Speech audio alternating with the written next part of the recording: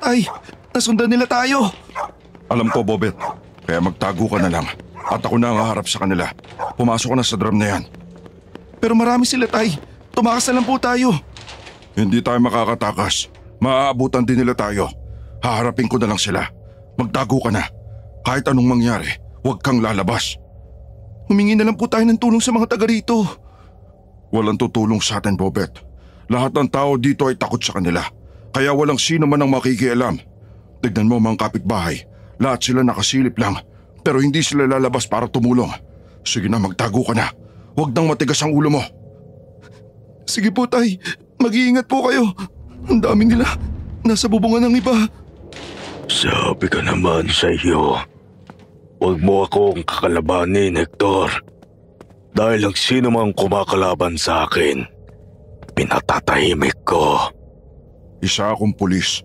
Ginagawa ko lang ang aking tungkulin. May mga tao kayong pinatay. Natural lang na imbestigahan ko yun. At saka kahit anong mangyari, hindi ako sasapi sa grupo mo, kagaya ng gusto mo, Django. Ayoko maging miyembro ng kulto mo. Kung ganoon, dapat ka talagang mamatay. Hindi ang isang kagaya mo lang ang magiging sagabal sa mga plano ko dito sa Tondo. Lalaban ako hanggang kamatayan. Patayin niyo siya. Ang bibilis na lang kumilos. Hindi man lang sila tinamaan ng bala ko. Dahil hindi kami mahinang nilalag na kagaya mo. Hindi ang bala ng baril ang pipigil sa amin. Bibigyan naman kita ng mabilis na kamatayan. Anong klaseng kuko meron ka? Nagawa mong hiwain ng leg ko gamit lang ang kuko mo. Mga kampong kayo ng Diablo! Ah! May kasabihan ang mga matatanda. Kapag hindi raw ukol, hindi bubukol. Pero kapag yun ang tinakda ng kapalaran kahit anong iwas mo, tiyak na mangyayari sa iyo. Ganyan po ang nangyari sa akin, Sir Jupiter, dahil ang aswang na pumatay sa aking ama ay nakita ko na noong 10 taong gulang pa lang ako. Itago niyo na lang po ako sa pangalang Bobet. Tubong Bicol, pero napadpad sa Tondo kasama ang aking pamilya. Nangyari po ito noong ako ay 20 taong gulang pa lamang. Hindi ko na sana ito maaalala pero nang marinig ko ang mga kwento ng ating mga kababayan sa seryeng ito, ay naisip ko nang i-share din ang aking karanasan tungkol sa mga aswang na naging siga ng Tondo ng mga panahong yun. Pero maniniwala ba kayo na mayroong aswang na malakat o aswang lakat?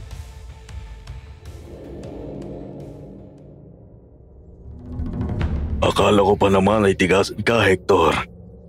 Wala ka rin palang binatbat. Kawawa ka naman. Isang hiwa pa lang sa leg mo ay lumuluhod ka na. Hindi ka pala ordinaryong tao. Isa kang kampo ng kadiliman. Mga impakto kayo. Tama ka dyan. Pero sayang, hindi mo na may pagsasabi ang iyong nalaman. Isasama mo na sa iyong kamatayan ang lihim na iyan.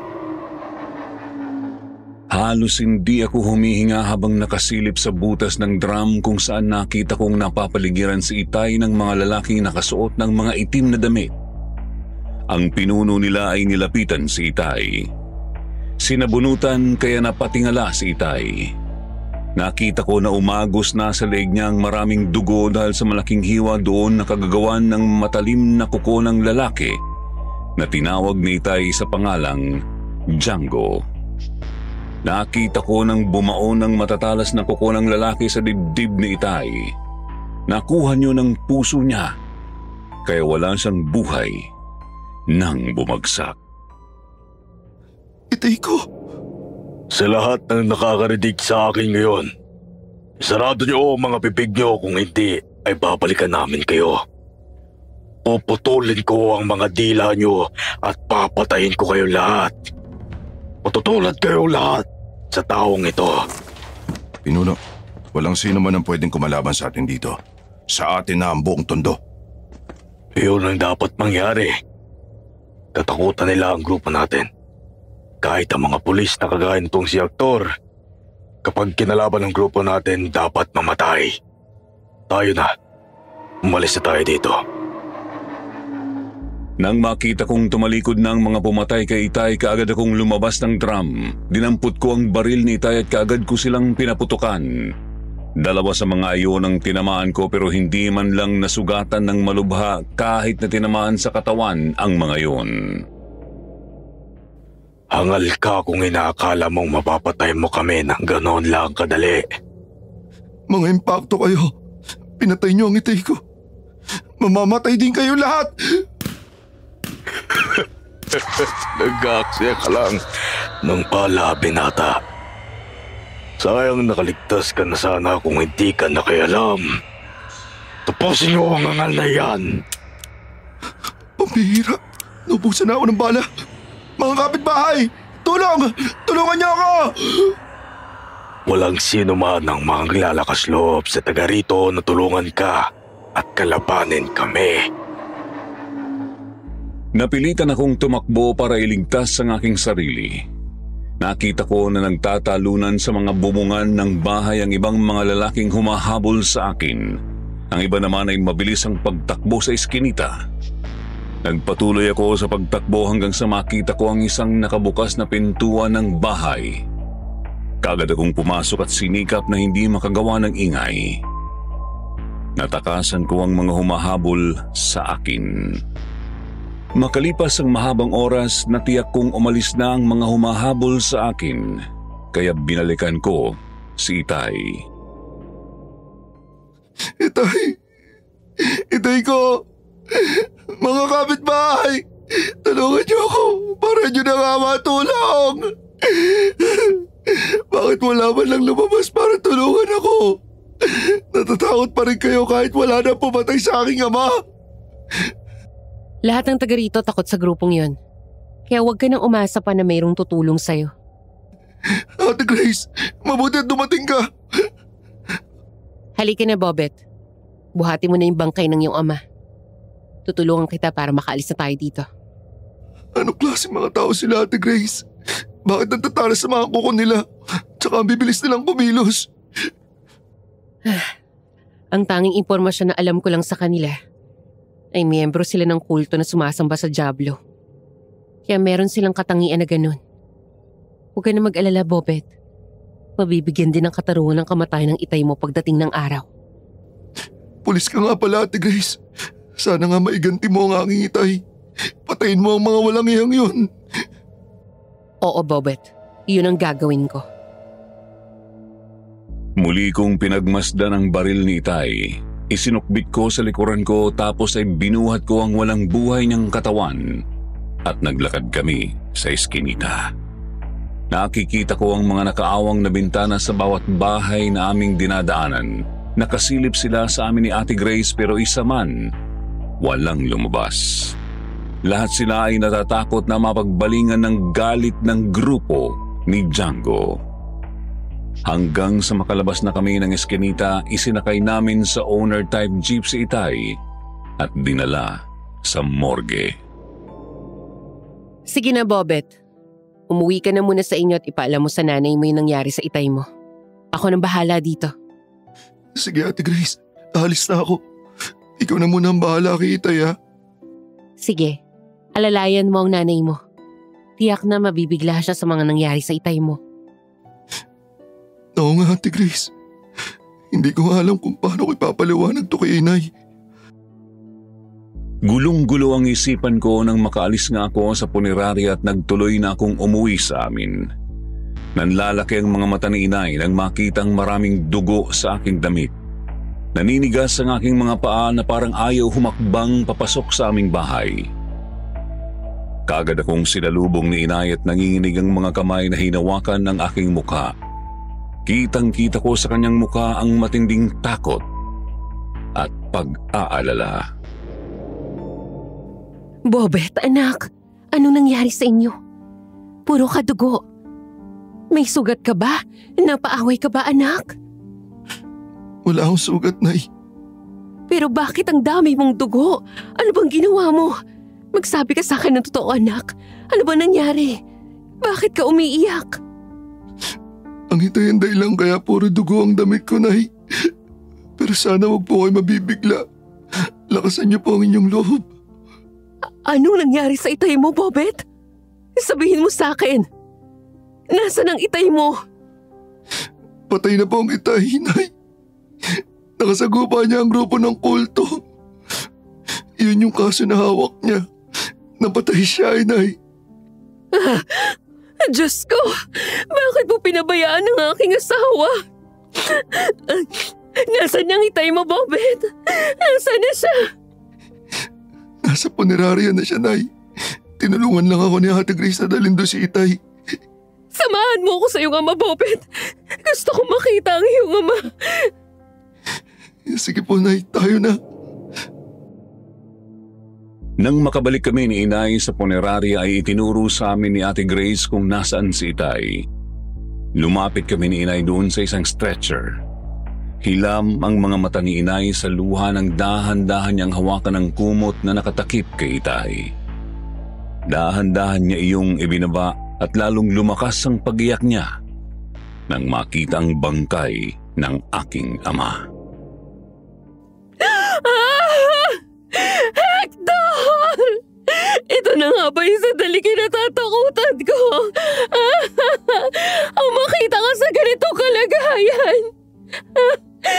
Sabi ko naman kasi sa'yo, huwag mo nang pakialaman ang mga kultong iyon.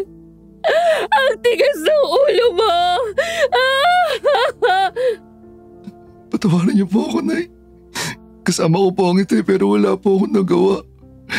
Sabi ko kasi tumakas na kami pero hindi siya nakinig eh. Pinagtago niya ako sa drum kaya kitang-kita ko siya habang pinapatay ng mga hayop na yun.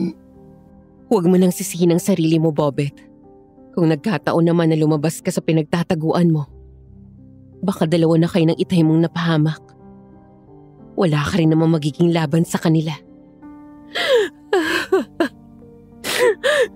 Tama si Grace, anak. Hindi naman kita sinisisi sa nangyari sa itay mo. Gaganti tayo, Nay. May alam akong tao na makakatulong sa atin para lumaban sa mga kampo ng kulto na yan. Sino ang pwedeng kumalaban sa kanila, Bobet? Si Kuya Angelo, Nay. Hindi ba't sa kanya ipinamana ni Lolo Temyong ang lahat ng kaalaman niya sa panggagamot at paglaban sa mga kampo ng kadiliman? Tama ka. Pero alam mo naman ang Kuya Angelo mo.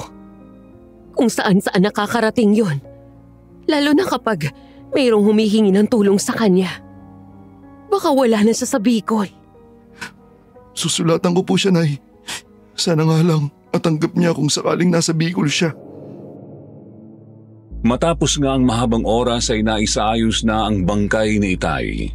Nailagay na sa kabaong at naiuwi namin sa Tondo. Habang nakaburol si Itay ay gumawa na ako ng sulat para kay Kuya Angelo at inihulog ko sa koreo. Ilang araw pa ang matuling lumipas ay naihatid na namin sa huling hantungan si Itay. Puno ng lungkot ang aking kalooban habang pauwi kami ng bahay. Naisip ko na hindi na siguro darating si Kuya Angelo. Baka wala na nga siya sa Bicol. Nang sumunod na araw, anong kaguluhan yun, Bobet?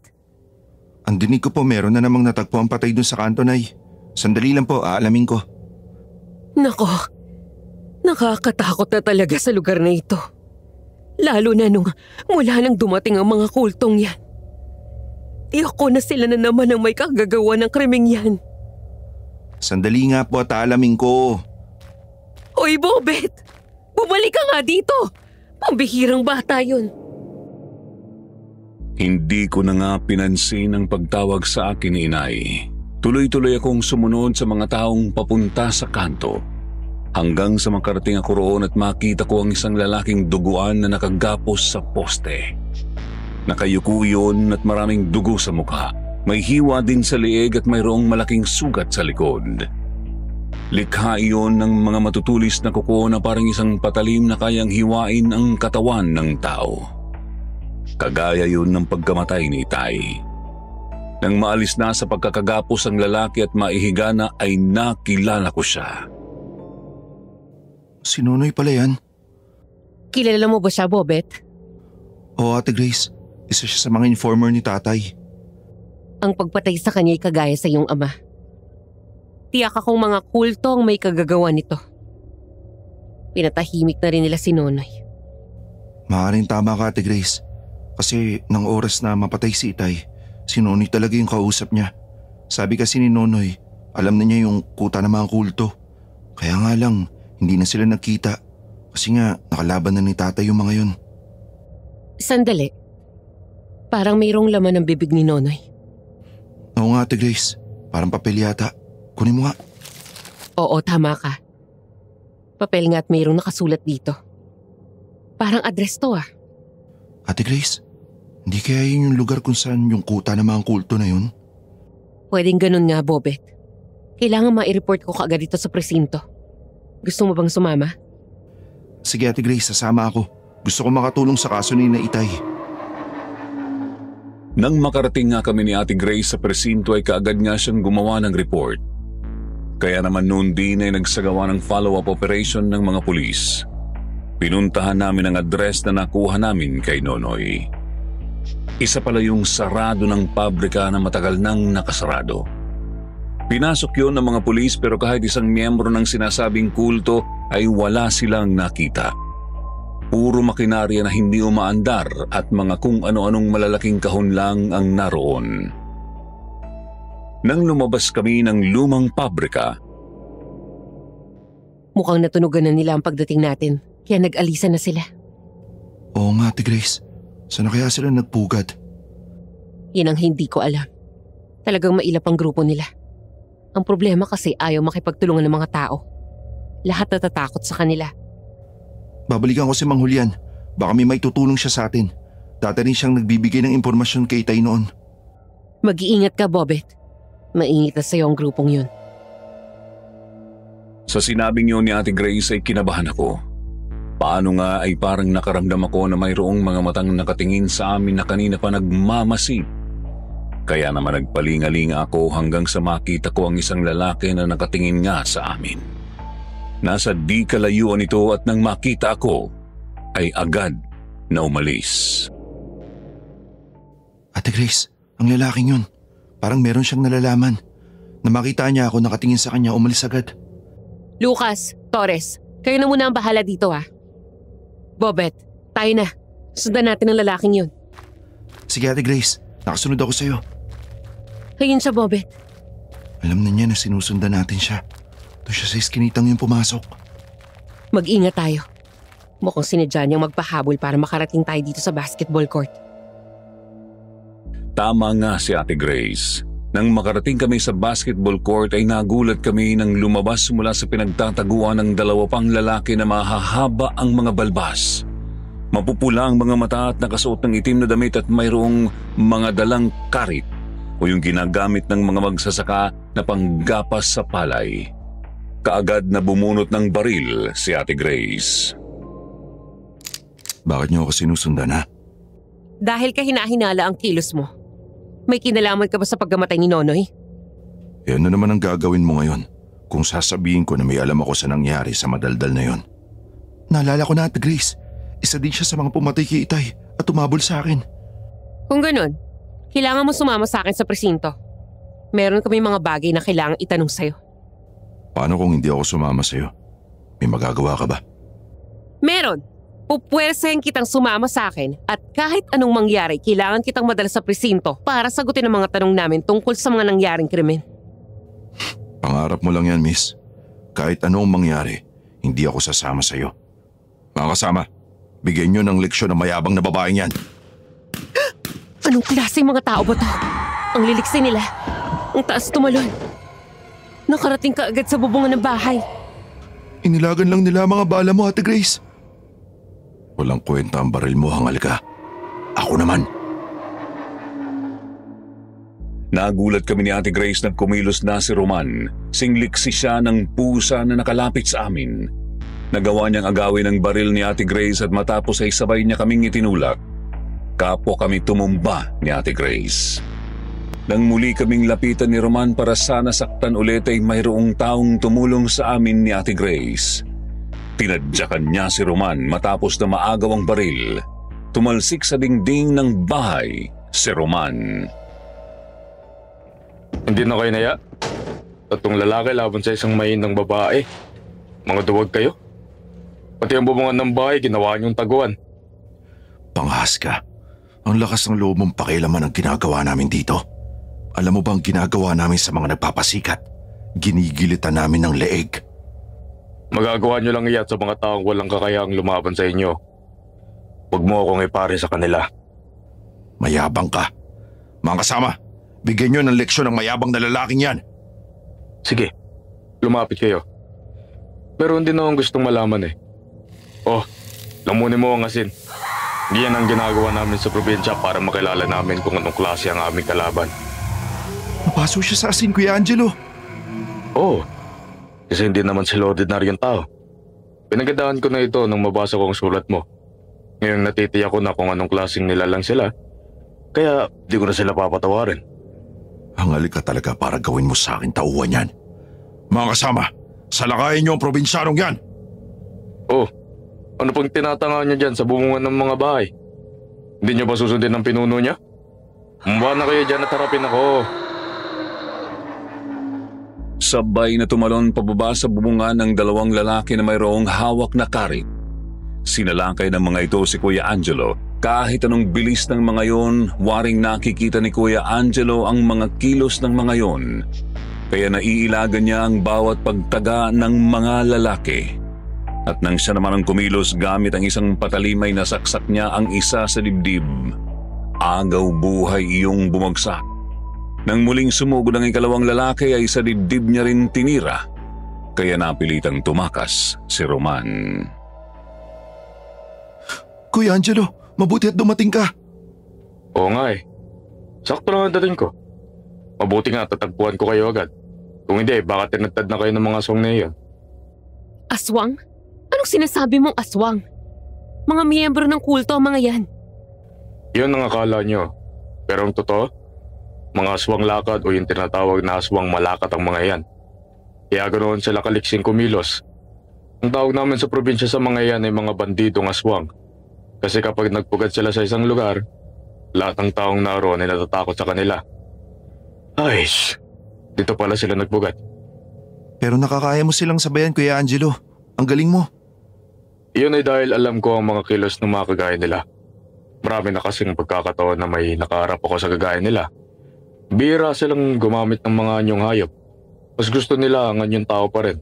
Kagaya sila ng mga vampira. Nakatakas yung isa.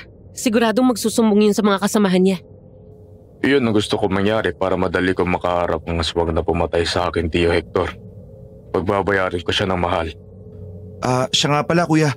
Ito pala si Ate Grace. Isa rin siyang pulis na kagaya ni Itay. Hawak din niya yung kaso ng mga aswang na yun. Natutuwa akong makilala ka, Grace.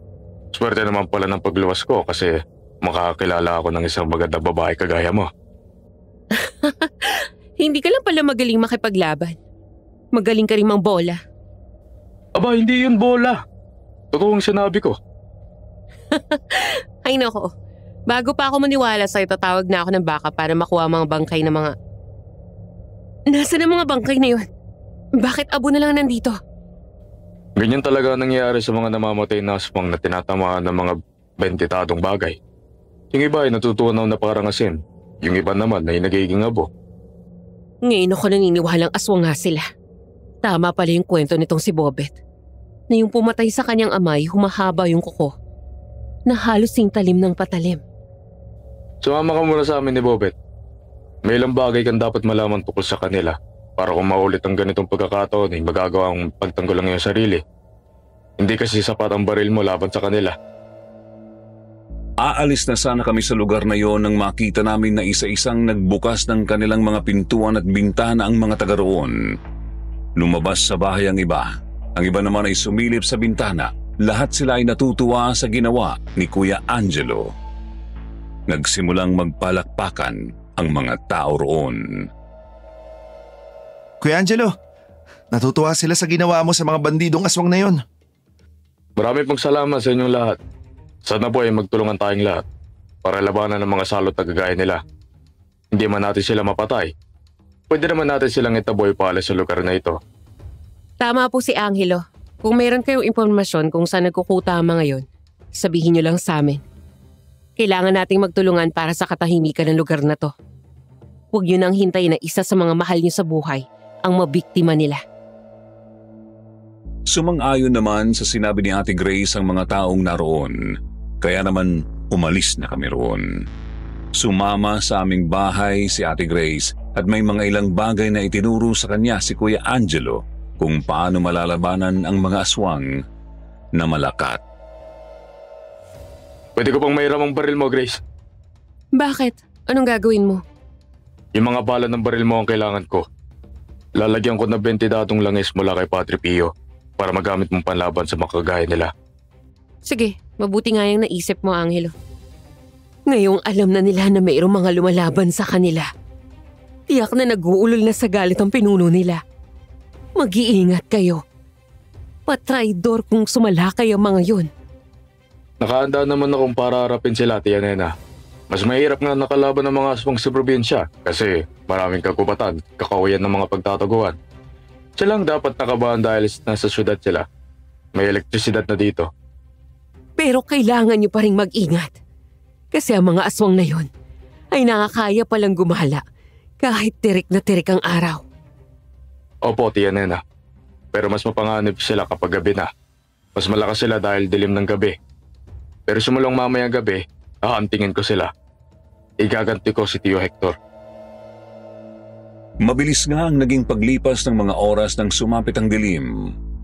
Lahat ng mga bahay sa lugar namin ay sarado na. Wala na ring mga tao sa labas ng bahay sa takot sa mga aswang.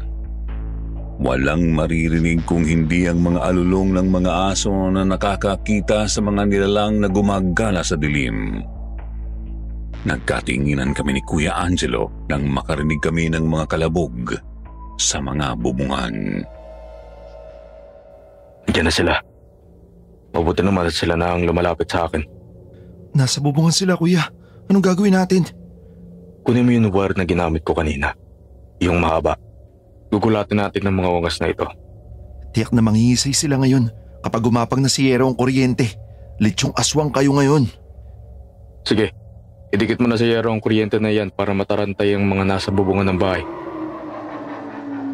Napangiti ako tapos idinikit ko sa Yero namin ang isang linya ng kuryente habang ang isang linya naman ay nakatali sa pako na itinusok ni Kuya Angelo sa lupa. Nang dumaloy ang kuryente sa Yero, lahat ng mga aswang na naroon ay nakuryente at nagtalunan paalis sa aming bubungan. Ang ilan ay nangingisay habang gumugulong sa Yero hanggang sa bumagsak sa lupa at kaagad na kinuha ni Kuya Angelo ang mahabang itak sa bag niya at lumabas siya ng bahay kaya sumunod ako. Dala ko naman ang baril ni Itay. Puro lang kayo tapang. Kulang naman kayo sa diskarte. Dapat na mawala ang mga kagaya nyo nila lang. May gaganti ko na rin ang aking Itay. Mamatay kayong lahat! Angelo! Tulungan niyo ako! Ah! Kuya Angelo, ang ina yun! Tara na sa loob. Dali! Nang pumasok nga kami sa loob ng bahay ay nakita namin ang isang lalaki na papalapit kay Inay. Humaba na ang mga kukunyon. Nang makita ko ng lalaki ay ako ang hinarap. Napangisi iyon kaya lumabas ang mahahabang pangil.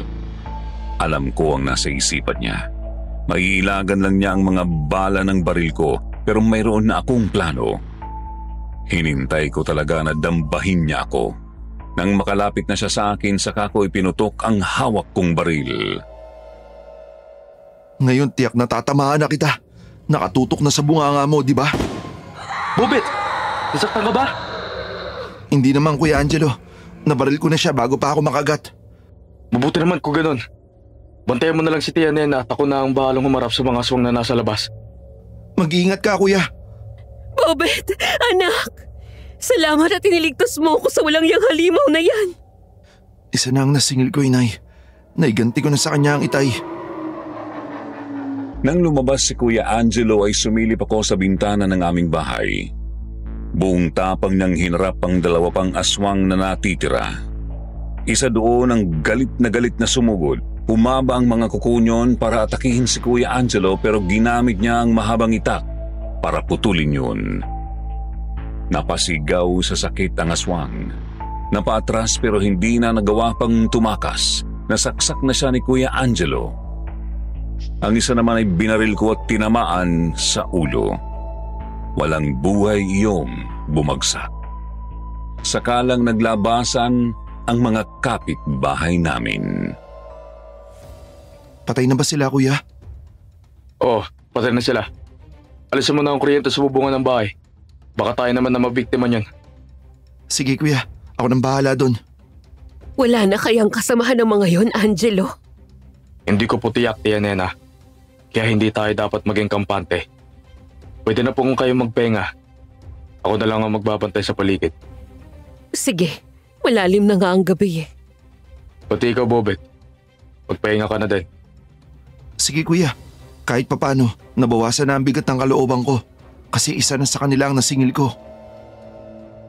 Nang pumasok ako sa aking kwarto ay kaagad akong nahiga at nakatulog.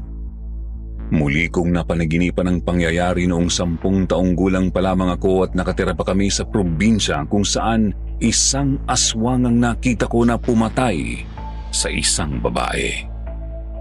Pauwi na ako noon galing sa paaralan, 6:00 pa lang ng hapon.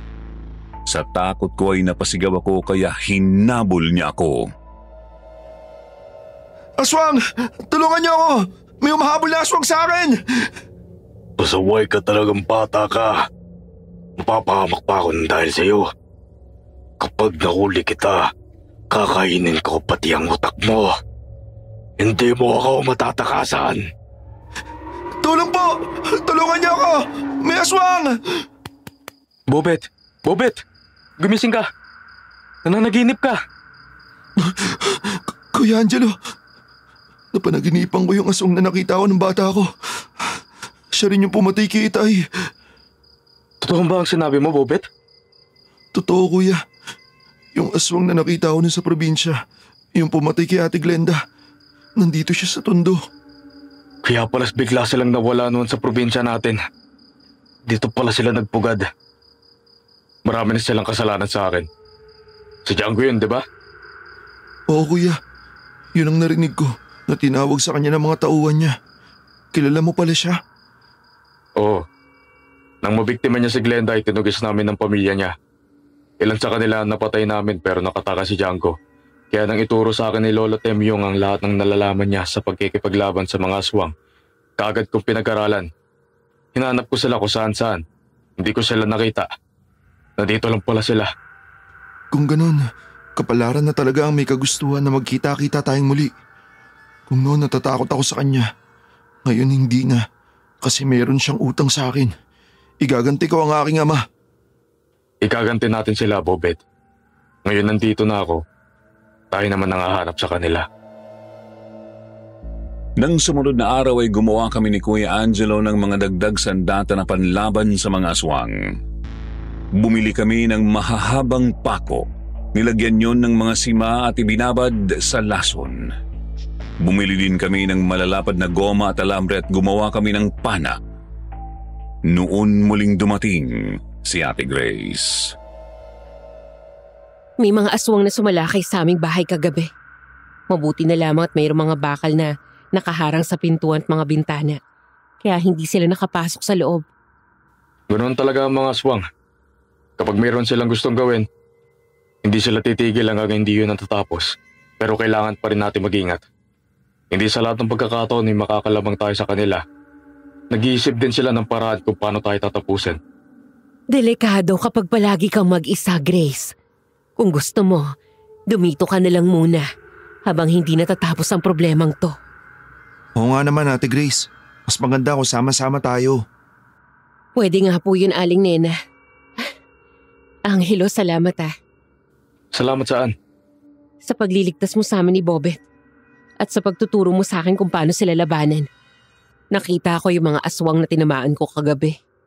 Talagang bumulagta sila at namatay. Hindi tayo pwede maghintay lang sa kanila kung kailan sila sasalakay. May plano ka ba, Angelo? Kaya naman silang putayin ng mga hawak nating sandata.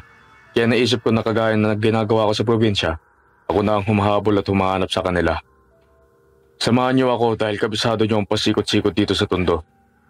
Sige kuya, paig ako sa plano mo. Sige, Nakahanda akong tulungan ka, Angelo. Tayo nang humanap sa kanila. Mababaligtad na ang sitwasyon. Dati sila ang humahabol sa akin. Pero ngayon, sila naman ang hahabulin ko sa tulong niyo, Kuya Angelo at Ate Grace. Nang muling ang kumalat ang dilim, lahat ng mga bahay sa aming lugar ay sarado na. Lahat ng mga tao ay nasa loob na ng kani-kanilang bahay. Wala nang makikita sa kalsada kung hindi kaming tatlo ni na Kuya Angelo at Ate Grace. Pinasok namin ang mga eskinita, ginalugad ang bawat sulok niyon, hanggang sa makita namin ang dalawang lalaki na nasa bubungan ng isang bahay. Alerto kayo. Mga aswang ang dalawang yan. Naghihintay sila ng mga mabibiktima. Tama ka nga. Tiyak na plano na nilang pasukin ang bahay na yan. Nakita na nila tayo. Ayun na sila. Tumulan mula sa bubungan. Tama ka nga, Kuya. Aswang nga sila. Mag-iingat ka, Bobet. Mabangis ang mga yan, lalo na kapag gabi. Huwag yun ang hintayin pang makalapit. Putukan na natin kaagad. Sablay si Ate Grace. Hindi mo sila tinamaan. Papasugod na sila. Umilag ka, Grace. Dadambayin ka niya. Mabilis ang naging kilos ni Kuya Angelo. Nahatak niya si Ate Grace kaya naiwasan niyo ng pagsalakay ng dalawang aswang. Natumba silang dalawa. Napahiga si Kuya Angelo at sa dibdib naman niya bumagsak si Ate Grace. Nakita ko kung paano sila nagkatitigan. Napakaganda mo pala, Grace. Sus po, diba? Nang bola ka na naman. Mamaya mo na yan sabihin kapag tapos na yung problema natin sa mga halimaw na to. Huwag ka mag-alala. Nandiyan naman si Bobet. Alam na niya ang gagawin niya. Tama si Kuya. Bata pa ako. Magaling na ako manirador ng ibon. Wala naman yung pinagkaiba sa pana. Kaya umanda kayo mga halimaw. Saluhin niyo ang bala ng pana ko! Ibinabad namin sa matapang na laso ng mga palaso na iyan.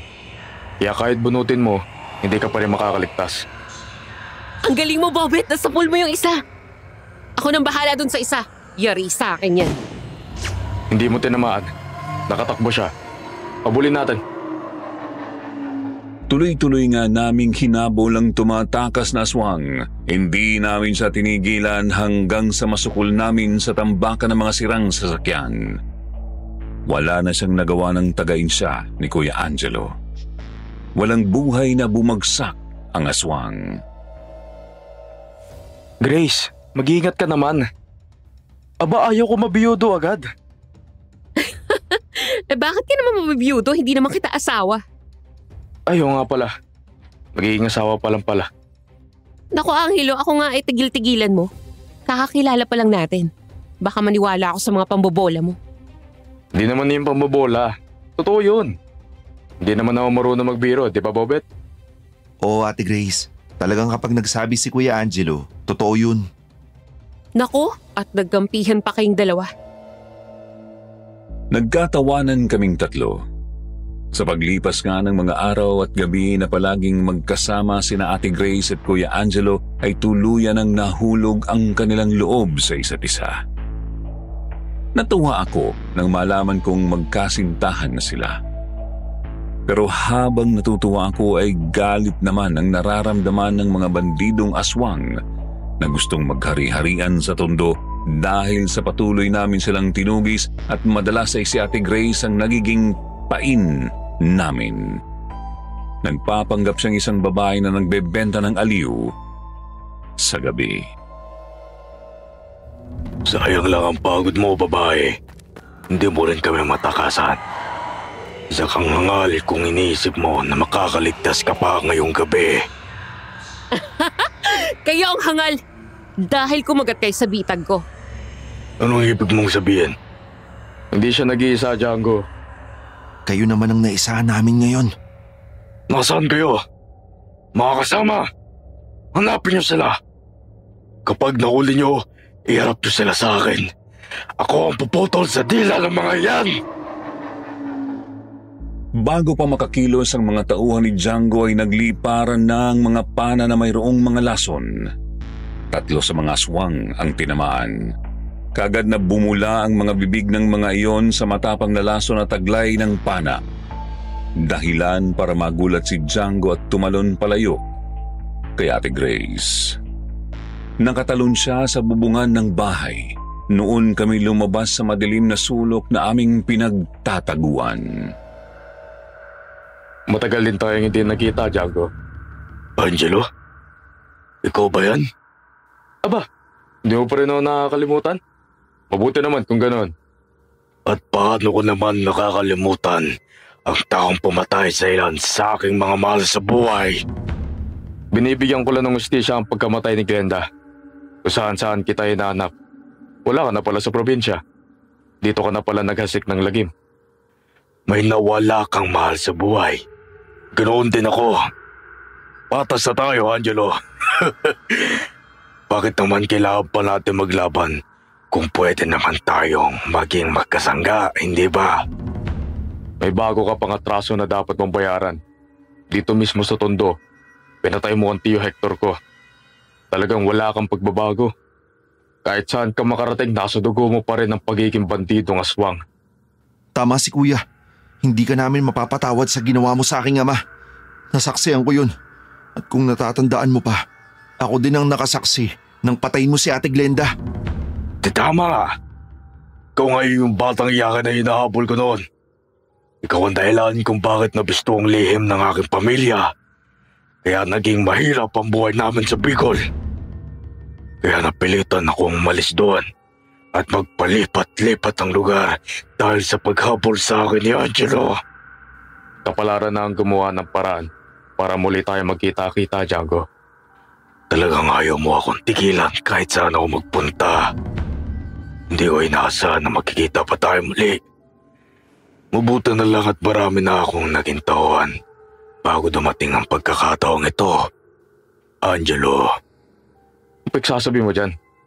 May mga tauhan ka na napatay na namin? Ang karamihan sa mga palaboy, durugista, siga at mga mandurukot sa lugar na ito nakalang ang mga kaluluwa ay tauhan ko na.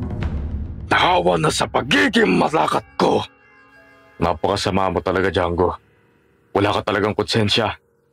Isa kang kampon ng dyablo. Ginawa ko iyon para walang sino man ang pwedeng kumalaban sa akin dito. Pero dumating ka. Sisirain mo na naman ang mga plano ko. Hindi na ako papayag. Pagod na ako tumakbo. Nakakainis na ang palaging pag-iwas sa iyo. Kaya ngayong gabi, mamamatay kayo. Nagulat kami nang mula sa mga bubungan ng bahay ay nagdatingan ang mga aswang na tauhan ni Django. Ang iba ay nagsulputan mula sa mga eskinita. Tama nga ang sinabi niya. Palaboy at mga durugista ang naging mga aswang na kagaya niya dahil sa itsura ng mga yon. Kagaya ng sinabi ko sa inyo, kapag kagaya niyo ako, hindi na kayo magugutom pa. Hindi nyo na kailangan mamalimos para kumain. Nagkalat ang mga tao sa mundong ito. Magsasawa kayo sa pagkain sa kanila. Napakasama mo talaga, Django. Pati ang mga walang malay na kagaya nila, idinamay mo sa iyong mga masasamang plano. Anong gagawin natin sa kanila, kuya? Mga aswang na sila. Wala tayong pagpipilian kung hindi ang labanan sila at ipagtagol ang ating sarili.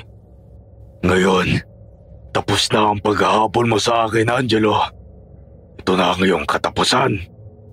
Tapos ka na ba sa palabas mo? Akala mo ba ikaw lang ang nag-iisip ng plano? Nakakalimutan mo yata na ikaw ang pumasok sa bitag ko. Pinapalakas mo pa ang loob mo, ha? Tapahin niyo ang tatlong yan! Mga kasama, ayun na! Nagulat ang mga aswang nang bumukas ang mga bintana at pintuan ng mga bahay sa lugar na yon. Dumungaw sa mga bintana ang mga kalalakihan na may hawak na mga pana na may palaso na yari mahabang pako na may lason. Ganoon din ang mga nasa pintuan na may hawak naman na mahahabang itak na mayroon ding taglay na matapang na lason. Ang ilang kababaihan naman ay mga asin at bawang ang hawak. Isinaboy sa mga pulubing naging aswang. Hindi lang ikaw ang may plano, Django. Bago ba kayo dumating dito, nagplano na kami ng mga taga rito. Ngayon, handa na silang lumaban para sa katahimikan ng kanilang lugar. Talagang palagi mo na lang akong naisahan, Angelo. Meron pa akong sorpresa, Django. Madaya ka eh. Hindi kita maabutan dyan kaya dapat kayong umalis din. Mga kasama, litsunin nyo na ang mga aswang sa bubungan nyo. Sabay-sabay na kumilos ang mga taong nasa loob ng bahay na nakarinig sa sigaw ni Kuya Angelo. Pinadaloy nila ang mga kuryente sa bubungang yero kaya naman ang mga aswang na naroon na karamihan ay nakayapak ay kaagad na naramdaman ang malakas na boltahe ng kuryente. Nagkikisay ang mga yon at nagpilit na makaalis sa bubungan. Si Django naman ay napilitan na ring tumalon sa ibaba. Kaya nang nasa ibaba na silang lahat ay nagkaroon na ng rambulan. Grace, mag-iingat ka. Huwag kang magiging pabaya. Mamahalin pa kita eh. Oo naman. Ikaw din ah. Ang masasayang araw mo ang matatapos, Django. Tikman mo ang matalas na itak ko. Bago mo malapitan, harapin mo muna ang aking mga tauhan. Hindi ako mapipigil ng sino man sa iyong mga tauhan. Matagal kong inintay ang pagkakataon na muli kang makita at pagbayarin sa lahat ng mga ginawa mo. Hindi na ako papayag na makatakas ka pa. Lumayo kayong lahat sa akin kung ayaw niyong mamatay. Naging madugo ang paghaharap namin ng gabing yun. Sobra ang paghahangad ni Kuya Angelo na makalapit kay Django kaya bawat aswang na humarang sa kanya ay tinataga niya hanggang sa mamatay. Nang malapit na siya kay Django ay nawala iyon sa kanyang paningin. Kaya pala ay nakalapit na iyon ng mabilis kay Ate Grace at ginawa siyang panangga ni Django. Hayop ka, Django! Bitawan mo ako! Django! Bitawan mo siya! Harapin mo ako para matapos na to. Sa ganitong labanan, hindi puro tapang ang dapat gamitin. Dapat gumamit ka rin ng utak. Huwag kang magtago sa likuran ng babae! Duwag ka! Subukan niyo lumapit. Tatapusin ko ang papayag nito. Gawin mo kung ano nararapat, Angelo. Handa ako magsakripisyo, mahuli lang ang halimaw na to. Pakawalan mo siya, Django. Huwag mong sasaktan si Grace. Uy, parang takot na takot kang mawala siya. Naalala ko na. Ganyan din ang mukha mo noong mamatay si Glenda. Django, duwag lang ang nagtatago sa likuran ng isang babae. Kumilos ka na, Angelo! Pabayaan mo na ako! Tapusin mo na yung halimaw na to! Tumigil ka. May maganda akong plano para sa iyo. Nagulat kaming lahat nang bigla ay kagatin ni Django ang balikat ni Ate Grace. Kaagad na sumirit ang dugo niyon. Ang ikalawang kagat ay sa leeg na. Walang dugo na lumabas doon. Paano nga ay hinigop lahat ni Django. Kaya hinang-hina si Ate Grace nang bitiwan niya at itulak papunta kay Kuya Angelo. Sinalo ni Kuya Angelo si Ate Grace tapos ay tumalon ulit sa bubungan si Django kasama ang iba pang aswang. Pero dinampot ni Kuya Angelo ang baril ni Ate Grace at pinutukan si Django. Hindi ka makakatakas, Django. Hangal ka talaga! Ha! Tayo na, Bobet. Kailangan natin matiyak ang kamatayan ni Django. Nagmamadali kaming nagpunta sa lugar na binagsakan ni Django at naabutan nga namin na unti-unti nang natutunaw ang kanyang katawan habang nakadapa. Kaya nakahinga ako ng maluwag. Naisip ko na nagbayad na siya ng kasalanan niya sa akin. Kaya naman, binalikan namin ni Kuya Angelo si Ate Grace. Nang makita ko ang bangkay niya, muling kumirot ang dibdib ko. Muling umagos ang luha sa aking mga mata. Grace, lakasan mo ang loob mo. Dadaling kita sa... Grace! Kuya Angelo, wala nang pulso si Ate Grace. Patay na yata siya. Grace! Grace, gumising ka naman oh. Sagutin mo ako, Grace. Huwag mo akong iwanan, parang awa mo na. Ate Grace, bakit ngayon pa nangyari to kung kailan malapit na sana nating matapos ang kasong to? Pagbabayaran mo ito ng mahal, Django. Hindi ako titigil hanggang di kita napapatay. Grace, Mahal ko. Sabi ko naman sa'yo mag-iingat ka. Bakit mo ko inawanan? Kuya, wala na tayong magagawa. Patay na si Ate Grace. Hilam na sa luha ang mga mata ko nang tingnan ko ang aming paligid kung saan nakita ko ang mga taong naroon na malungkot din sa nangyari. Ang iba ay mababakas ang galit sa mga mukha. Ang ibang kababaihan naman ay umiiyak din kahit ganoon ang nangyari kay Ate Grace. Nakarinig naman kami ng pampalakas ng loob para patuloy na lumaban sa mga kampon ng kadiliman. Sabi ng mga taga roon ay susuporta pa din sila sa amin. Matapos nyo ay dinala namin sa morgue si Ate Grace nang sumikat na ang araw. Sobrang lungkot ni Kuya Angelo nang lapitan ko. Minsan talaga ang hirap pagmahal. Kasi kapag dumating ang ganitong pagkakataon, ang hirap tanggapin eh. Magsakit sa dibdib, Bobet. Alam ko yun, Kuya. Sobrang sakit talaga kapag nakita mong mamatay ang mahal mo sa buhay. Naisaan tayo ni Django. Kung alam ko lang na mangyayari to, sana hindi ko na isinama si Grace. Sana ay buhay pa siya ngayon at kasama ko pa. Huwag mong sisihin ang sarili mo, Kuya Angelo. Wala namang may kagustuhan sa nangyari. Tsaka wala na rin naman si Django. Napatay mo na siya, kaya matatahimik na rin si Ate Grace, ang tatay at si Ate Glenda. Angelo! Bobet! Nabalitaan ko ang nangyari kay Grace. Totoo bang patay na siya? Opo, Tia Nena. Wala na po siya. Minala siya eh. Nakagat siya ni Django. Kawawa naman si Grace. Nasaan siya ngayon? Nandyan po sa loob ng morgue, sa unang stretcher. Yung may nakatakip na kumot na puti. Siya po yun, Nay. Gusto kong makita ang bangkay niya. Kawawa naman si Grace. Kaya pala masayang-masaya silang dalawa ni Angelo kahapon. Ganito pala ang mangyayari ngayon. Sige po, Nay. Sasamahan ko kayo sa loob ng morgue. Pumasok nga kami ni Inay sa loob ng morgue. Nandlaki ang mga mata ko nang makita kong kumot na lang ang naroon sa stretcher. Wala na si Ate Grace, kaya naman nagtataka ako. Napatingin ako sa dalawa pang bangkay na naroon. Lakas loob akong lumapit at inalis ang mga kumot na nakatakip doon. Iba ang mga bangkay na yon. Nasaan na ba ang Ate Grace mo? Kanina po dito lang siya nakahiga. Iniwanan lang namin ni Kuya Angelo kasi wala pang embalsamador. Wala naman siya dito. Kumot lang ang nandito. Nakakapagtaka naman yun. Kuya Angelo! Si Ate Grace! Ano nangyari, Bobet? Wala na si Ate Grace dito. Tignan mo, di ba dito natin siya inihiga kanina? Pero ngayon wala na siya. Kung ganon, nasaan na ang bangkay ni Grace? Anong nangyari sa kanya? Kinuha siya ng mga aswang, Tia Nena. Sinamanta nila ang pagkakataon habang nasa labas kami ni Bobet.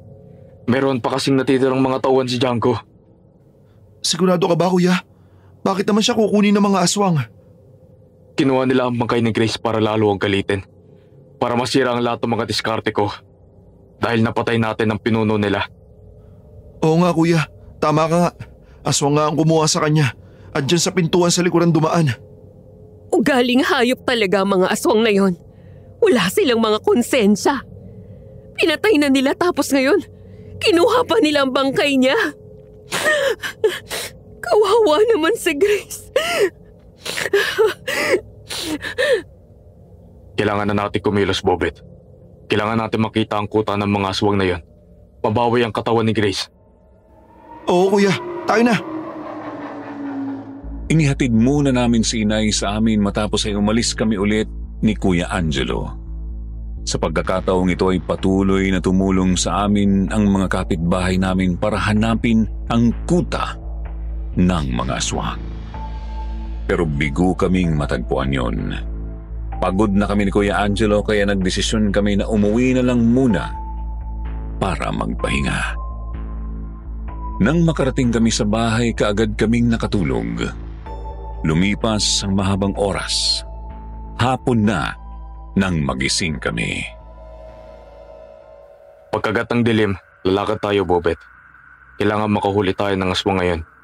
Siya ang magtuturo sa atin kung nasa ng pugad nila. Baka sakaling mabawi pa natin si Grace. Oo, kuya. Mag-iingat kayong dalawa. Kasi kumalat na ang balita na wala na si Django. Kaya ang akala ng mga taga rito ay nagbalik na sa normal ang sitwasyon. Kaya wala na silang takot lumabas ng bahay kahit gabi na. Opo, Tia Nena. Kayo din po mag-ingat dito. Nako, ako naman wag niyo ako masyadong intindihin. Kasi ligtas naman ako dito. Kasi nandyan na yung mga kapitbahay natin na handang tumulong sa akin. Saka tiyak na hindi pa magagawi dito ang mga aswang. Kasi alam nila na halos lahat ng mga bubungan ng bahay dito ay may kuryente na. Oo nga po, Inay. Mabuti nga at nagkaroon na ng lakas ng loob ang mga tao na tumulong sa atin. Kaya lang ngayon alam na nila na wala na si Django. Kampante na sila na lumabas kahit gabi. Mas mahirapan na tayo makilala ang mga aswang. Tiyak na makikihalo na sa mga tao ang mga iyon para matakasan tayo. Bigo kaming mahanap ang kuta ng mga aswang. Ilang bawat gabi ang matuling lumipas. Gaya ng inaasahan, marami na nga ang mga taong nasa labas ng kanilang bahay kahit gabi na. Para bang hindi na nila iniisip ang panganib na pwedeng gawin ng mga natitirang tauhan ni Django. Ganoon pa man ay pinagpatuloy namin ni Kuya Angelo ang paghahanap sa mga aswang. Inisa-isa naming kilatisin ang mga nakakasalubong namin hanggang isa nga roon ang umiwas sa amin. Tiyak akong aswang ang babaeng yun. Tumakbo siya nang makita tayo. Iyong may suot na banda ng itim para takpan ng kanyang muka. Tama ka, kuya. Habulin natin siya. Tayo na, dali. Sige, nakasunod ako sa'yo. Tuloy-tuloy naming hinabol ang babae hanggang sa makarating yon sa isang bahay. Pumasok agad yon sa bahay pero sa pagmamadali ay hindi na nagawa pang isara ang pintuan. Sumunod naman kami ni Kuya Angelo. Gamit ang flashlight ay pumasok kami sa loob ng bahay. Bahay to ni Ate Grace ah. Bakit dito pumasok yung aswang? Mag-iingat ka, Bobet. Talasan mo ang pakiramdam mo. Tiyak na nandyan lang sa paligid ang aswang. Oo, kuya. Doon sa kwarto. Tiyak na naroon siya. Natapig pa niya yung silya sa pagmamadali makapasok doon. Alalayan mo ako at papasukin ko. Sige, kuya. Mag-iingat ka. Dahan-dahan nga na lumapit sa pintuan ng kwarto si Kuya Angelo. Itutulak pa lang niya ang pintuan para mabuksan sana ang kwarto ay bigla siyang sinalakay ng mga aswang. Humawak yun sa kanyang kamay at kinagat siya sa braso. Nabitiwan niya ang hawak niyang itak. Hahampasin na sana niya ng hawak na flashlight ang aswang nang makilala niya yon. Grace! Grace, ikaw nga! Kuya, nakagat ka ni Ate Grace? Grace, bakit di ka sa akin? Huwag ka matakot. Hindi kami ang kahaway mo. Hindi kita sasaktan. Angelo? Bobet? Kayo pala yung humahabol sa akin? Buhay ka pala, Grace. Alam mo bang halos madurog ang puso ko habang nakikita kita nakiga sa morgue? Alam mo bang halos masiraan ako ng ulo sa paghahanap ng bangkay mo? Pero ito ka, ngayon sa harapan ko. Tuliro at takot na takot ako nang magkamalay ako sa loob ng morgue. Nakita ko na puro patay yung mga kasama ko doon. Kaya nagmamadali na ako lumabas. Sa likuran ako ng morgue dumaan. Hindi ko na malaya na naroon pala kayo. Akala ko iniwan niyo na ako. Paano ka pa nabuhay, Ate Grace? Kitang-kita namin ang kagating ka ni Django. Wala ka rin pulso nang daling ka namin sa morgue. Pansamantala lang na tumigil ang pagtibok ng puso ko. Nawalan ako ng pulso dahil sa kamandagdang aswang na yun na humalo sa dugo ko. Nang makaalis ako sa morgue, ay isang araw ako nanatili sa pugad ng mga aswang. Sinigurado ni Django na magiging kagaya niya ako. Ibig mong sabihin, nakita mo sa kuta nila si Django? Buhay pa pala siya. Oo, buhay pa siya. Naroon sa kanilang pugad at nagpapagaling. Pero nabaril ko siya bago siya makatalon sa bubungan. Oo, natamaan mo siya. Pero hindi mo siya napuruhan. Tinamaan siya sa balikat pero tumagos ang bala sa isa pa niyang tauhan. Yun yung nasapul sa mukha at nahulog. Kung ganun, bangkay pala ng kanyang tauhan ang nakita natin na naging abo na Kuya Angelo. Oo, yun ang kwento sa akin ni Django. At ang plano niya ngayon ay mag-ipon ng maraming tauhan bago muling sumalakay. Galit na galit siya. Kaya Angelo, umalis ka na sa tondo. Lumayo ka na dito bago pa may mangyaring masama sa inyo. Hindi ako alis dito, Grace. Hindi ako tatakbo sa laban. Siya ang aswang na matagal ko nang hinahanap. Tsaka isa pa, nandito ka. Hindi na ako normal na tao kagaya niyo. Isa na rin akong aswang. At ang utos sa akin ay patayin ka. Magagawa mo ba yun sa akin, Grace? Sa ngayon, hindi pa. Pero kapag lumala ng pagiging aswang ko, baka maging magkalaban tayo. Kung hindi nga kita nakilala, baka mas malala pang inabot mo. Oo nga Kuya, aswang na si Ate Grace. Darating ang oras na pwede kayo magkalaban. Tama ka, Bobet, pero Ano nangyari sa'yo Kuya? nahilo ako. Ang braso ko, sobrang sakit. Kasunod niyon ay tuluyang bumagsak si Kuya Angelo. Hindi kaagad ako nakakilos paano nga'y kaharap pa si Ate Grace. Nag-aalanlangan akong lumapit. Iniisip ko na baka bigla rin akong kagatin. Nang makita niya na nag-aalangan ako, ngumiti siya. Huwag kang matakot sa akin, Bobet. Hindi kita sasaktan. Tulungan mo lang ako na ihiga sa kama ko si Angelo.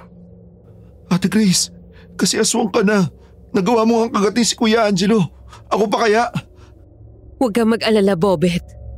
Nakokontrol ko na yung sarili ko. Kaya kahit aswang na ako, nakikilala pa rin kita. Mabuti naman kung ganun. Sige, buhatin na natin si Kuya Angelo sa kama.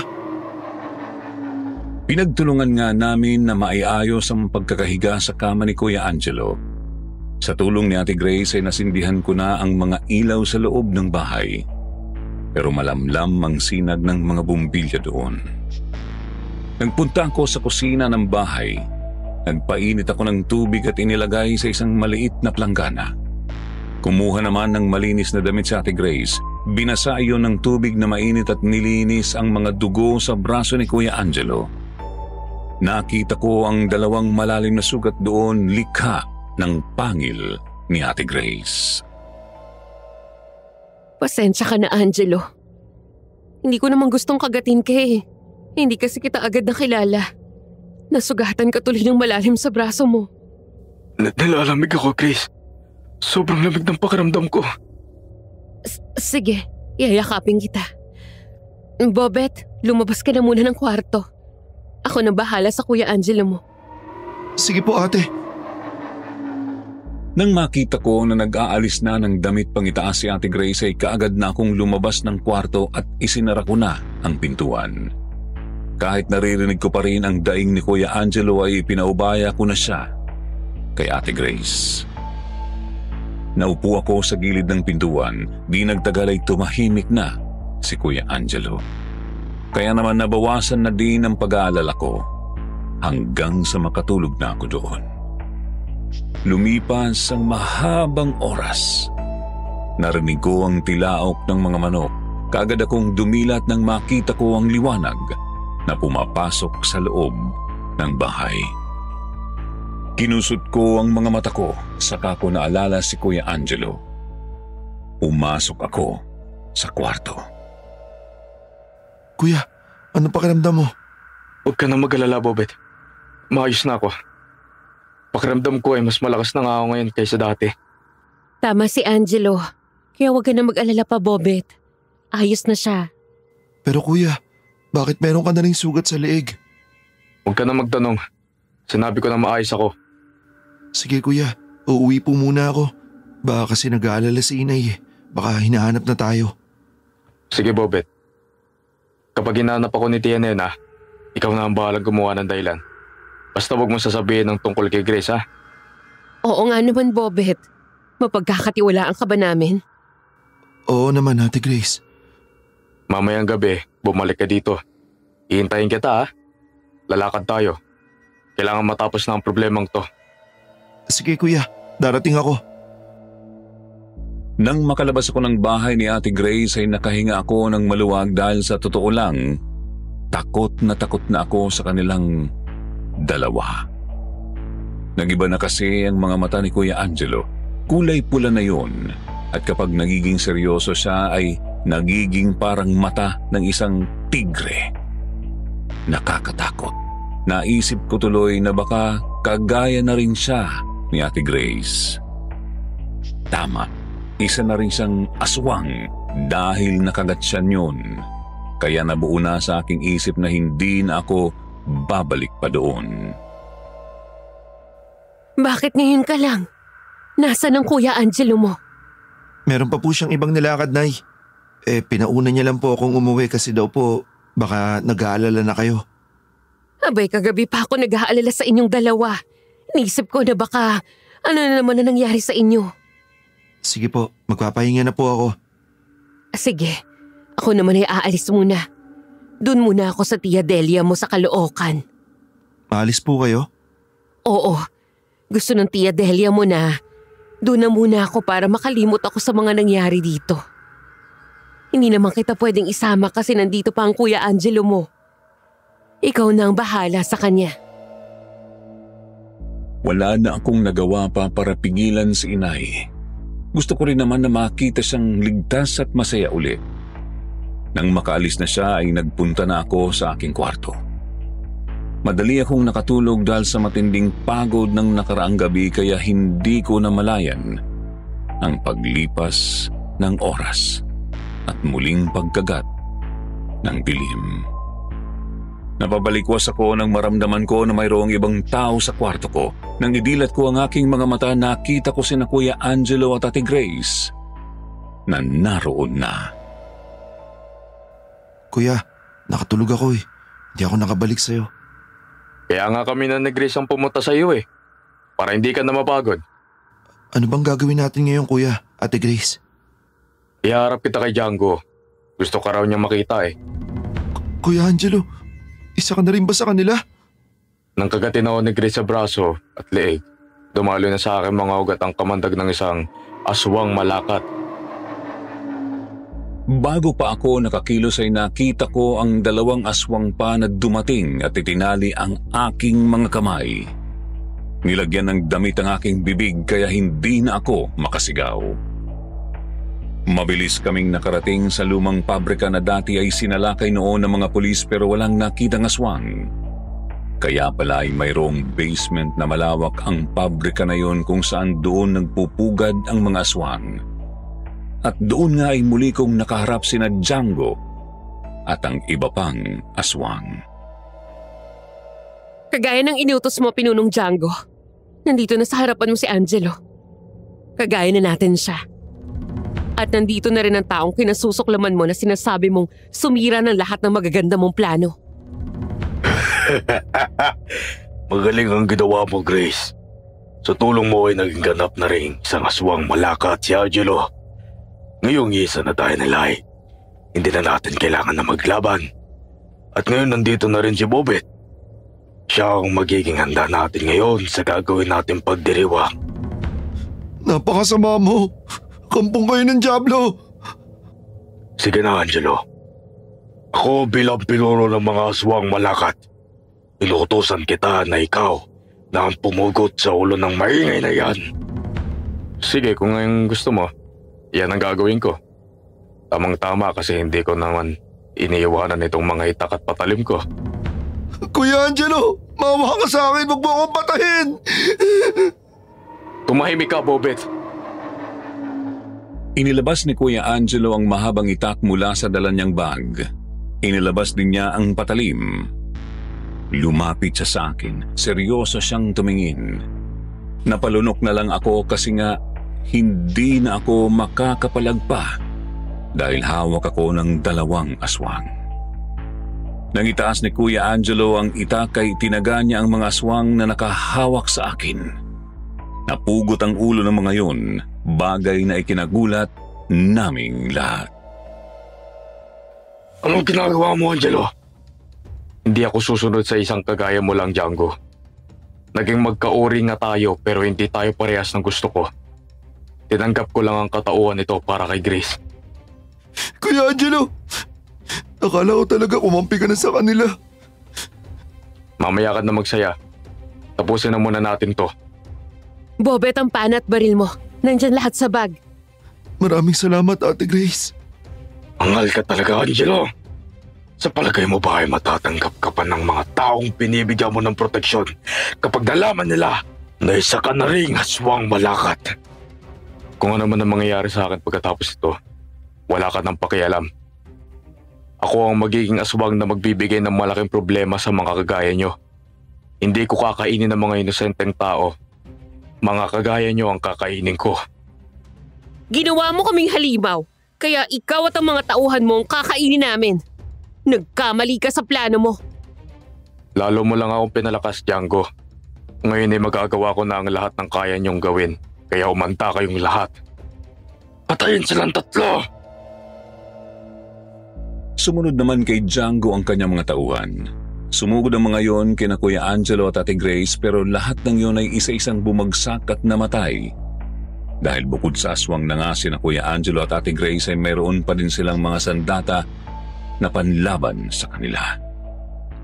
Hanggang sa masukol na nila si Django. Hindi ako susuko sa iyo, Angelo. Mamamatay ka! Ikaw ang mamamatay, halimaw ka! Ibabalik ko sa iyo yung kasamang ginawa mo sa akin. Nasa pool ng mga bala namin ni Ate Grace si Django kaya paluhod itong bumagsak sa harapan ni Kuya Angelo. Gamit ang itak ay tinaga niya ang leeg ni Django hanggang sa maputol yun. Patay na nang bumagsak si Django. Kasunod yun ay natunaw ito at naging abo. Alis na kami ni Grace, Bobet. Ikaw na ang bahala magsabi kay Tia Nena, ha? Pero itong sikreto natin, huwag mong sasabihin. Baka matakot na siya sa akin, ha? Sige kuya, ako na po ang bahala magsabi kay Inay. Marami pong salamat sa lahat ng tulong na ginawa mo sa amin. Mag-iingat kayo ni Ate Grace, ha? Oo naman, Bobet. Mag-iingat kami. Simula ng gabing yun, hindi ko na sila nakita pa, Sir Jupiter. Wala na rin akong balita kung nasaan na sila. Siguro ay nandoon sila sa mga lugar kung saan mayroong mga nanliligalig na aswang. Dahil kagaya ng sinabi ni Kuya Angelo, sila ang magbibigay ng bangungot sa mga aswang na kagaya nila. At yan po ang aking karanasan na hindi ko nakakalimutan habang ako ay nabubuhay.